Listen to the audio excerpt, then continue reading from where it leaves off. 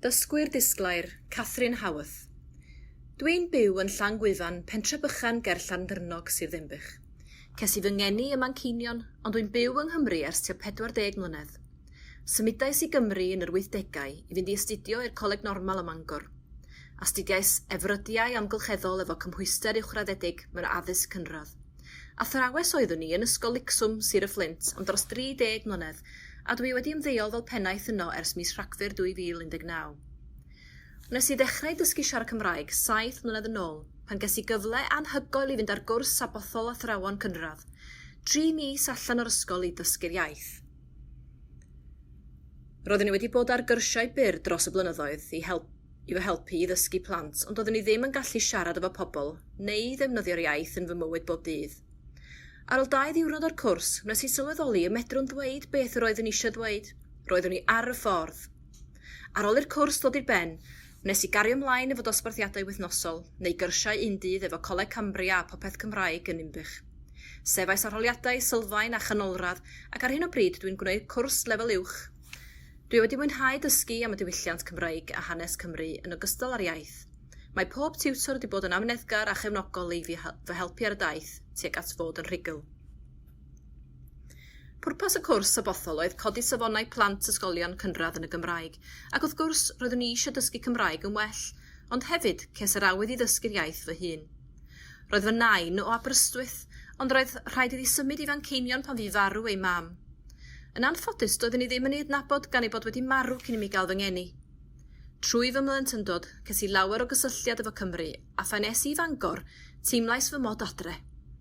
Dros y blynyddoedd, dwi wedi teimlo fel Cymraes, ond heb yr iaith. Doedd hyn ddim yn ddigon. Ar ôl dechrau dysgu Cymraeg, dwi wedi sylweddoli mod i'n gallu cymryd rhan mewn llawer mwy o bethau. Roedd I fel agor drws I fyd arall. Y beth cyntaf nes I oedd gwirfoddoli ym maes D yn yr Eisteddfod Genedlaethol yn Ninbych 2013. Ar ôl hynny, roeddwn I wedi cael fy machu a dwi wedi trio mynd i'r Eisteddfod Genedlaethol bob blwyddyn. Yn 2016, ces I fwy o hyder yn yr ysgol a theimlais mor falch bod yr ysgol wedi cystadlu ar y llefaru yn Eisteddfod Cylch yr Urdd. Roeddwn i'n gallu siarad ar rhieni yn y Gymraeg mewn digwyddiadau fel diolchgarwch, cyngerdd Nadolig a mabolgampau. Dwi wedi methu'r eisteddfodau llynedd, ond wedi cymryd rhan yn yr Eisteddfod Amgen. Roedd yn rhan o drafodaeth efo'r tiwtor Cymraeg a'r awdures Peggy Talfryn am ddarllen a sut mae darllen yn helpu pobl I ddysgu Cymraeg. Mae fy ngŵr a fi wedi mwynhau teithio dros y blynyddoedd. Oherwydd ein gwaith fel athrawon, dim ond yn ystod mis Awst y gallen ni ymweld â lleoliadau tramor. Roedd hi'n amhosib mynd I hemisffer y de tan yn I ymddeol. Ers dysgu siarad Cymraeg, roedd yn am gael cyfle I siarad Cymraeg yn y wladfa. Mordaeth yn Ne America oedd ein dewis cyntaf wedi'r ymddeoliad. Roedden ni'n lwcus iawn I fynd fis Chwefror cyn i'r cyfnod clo ddechrau. Ar ôl mynychu gwers Sbeineg ar y llong, wnes I holi a fyd na wersi Cymraeg cyn cyrraedd Puerto Madryn. Doedd na ddim. Felly, wnes I wirfoddoli. Roeddwn i'n hynod falch o gael rhannu gwybodaeth am yr iaith efo bron I 20 o gyd-deithwyr o Unol Daleithiau America, Awstralia a Phrydain. Doedd yr rhan fwyaf ddim yn sylweddoli bod gynnon ni iaith fyw, yn cael ei defnyddio bob dydd yn ein ysgolion mewn busnes a llywodraeth. Dysgais gyfarchion syml iddyn nhw, sut I ddweud o ble ydych chi'n dod a faint o blant sy'n gynnwch chi. Trwy weddill y trip, byddai pobl yn fy nghyfarch ar y dec, yn y lift neu yn y bwyty efo ymadroddion roedden nhw wedi dysgu. Dim ond 1 diwrnod gawson ni ym Mhatagonia, felly aethon ni ar drip I Gaiman, ymweld â te Cymraeg a chael adloniant gan gôr yn canu caneuon Cymraeg traddodiadol a chwmrhondda yn Sbeineg. Ces gyfle I siarad Cymraeg efo un ferch o'r côr a gwireddu breuddwyd. Roedd o'n swriel, dros 7,000 milltir o Gymru ac yn siarad Cymraeg.